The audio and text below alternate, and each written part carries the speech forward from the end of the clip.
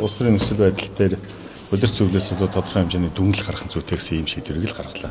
Тий. Тэгэхээр удирц одоогор бол удирц зөвлөл бол зарласан зүйл алга удирц зөвлөл мэдээж одоо намаас одоо зохиосных нь хүмүүс нь бол зарлах бах. Эрхийн нэрмжиг намын дарах хоорондоо ярьж байгаа бол удирц зөвлөө товлох бах. Тий. Өнөөдөр хуралдаж иж магаш чуулган орох боломжтой болох юм шүү. За би тэрийг мэдэхгүй байна. Ямар ч удирц зөвлөл бол хуралдаж иж улс төрийн тодорхой шийдвэрийг намын хэмжээнд бол гаргаж ирнэ шүү дээ. Тэгээ мэдээж тэрийг бол намын одоо бүлгийн гишүүд маань бол дагаад явах хэрэгтэй. Танд одоогоор ямар нэгэн мэдээлэл бол алга байна. Арчилсан намын шаардлагатай асуудлыг яриа. Гэхдээ нөхцөл байдлыг ярьлаа шүү дээ. Тэгээ арчилсан намын тавьж байгаа шаардлага энэ бол нэгдүгээр бол хууль бус гэдэг нь ойлгомжтой. Ягаад гэхээр өргөн барьс хууль өргөн байдлаа би түрүүн бас хэлжсэн хууль өргөн барьж байгаа нь бол албан ёсоор бол хуулиа өргөн бариагүй шүү дээ. Хуулиа бол зөвхөн одоо намайг даргалж явах үед л авчираад өгсөн нэг ийм асуудал байж байгаа. Хоёрдугаар яг өнөөдрийн нөхцөл байдал намын дарга улсын их хурлын даргыг хийж болохгүй гэсэн нөхцөл одоо хууль бол байхгүй байна. Яг өнөөдрийн нөхцөл байдал.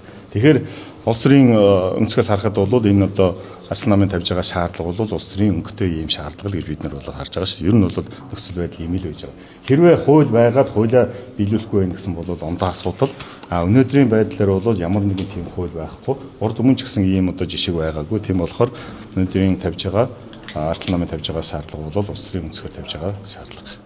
Чуулганы хуралдаанд одоо тодорхой шалтгаан хэлэхгүй одоо ингээ оролцохгүй байгаа гişүүд өнөөдөр бүлгийн хуралдаан дээр жишээ байр суурь илэрхийлсэн зүйл юу байгаа мó? Байр суурь бүгдийг илэрхийллээ шүү дээ. Бүгдээрээ тойлж байгаа л бүгдээрээ л ярьцгаалаа. Тий асуудлыг бол нөхцөл байдлыг ярьлаа. Улс төрийн одоо тавьж байгаа шаардлагын асуудлыг ярьлаа. Нөхцөл байдлаа ярьлаа. Тэгээ цаашаа бол тодорхой хэмжээний улс төрийн шийдвэр бол удирц зөвлөөс гарна. Тэгээд энийг бол харж агаад мэдээж бүлгийн гишүүд бол өөрсдөө шийдвэрийг удирц одоо намын бодлогын хүрээнд бол шийдвэрээ гаргаад ингээд цаашаа явах гэсэн үг шүү дээ. Ерхий сайд бүлгийн хуралд оролцлоо. Энэ засгийн газрт оролцсон асуудал яриад. Яригцсангүй. Тий. 52 гишүүн оролцсон уу? Зарим нөхөр бусад хүмүүс нь ямар шалтгаанаар бүлгийн хуралдаа оролцоогүй 16 За тэрийг бол шалтгаан нь хэлсэнгүй. Ямар ч байсан бүлэг бол орлох эрсдэлээр л холдоо явуулдаг.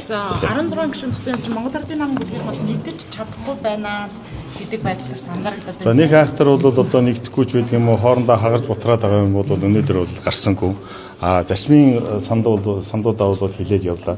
Ер нь бол Монгол Ардын намын одоо бүлгийн хуралдаан бол бас нэлээд тийм арчилсан байдлаар бол явдаг шүү дээ. Гишүүн болгон өөрсдийнхөө бол хэлэх ёстой зүйлүүдээ хэлдэг, ярих зүйлүүдээ ярьдаг. Тэр тусмаа сая бол Содбаатар дарга, за намын дарга бүгд байсан. Дээрээс нь бол ерхий сайд байсан болохоор нөхцөл байдалтай холбоотой асуудлуудыг илэн талангүй бүгдээрээ тойрч сайхан ярьцгаалаа. За баярлалаа.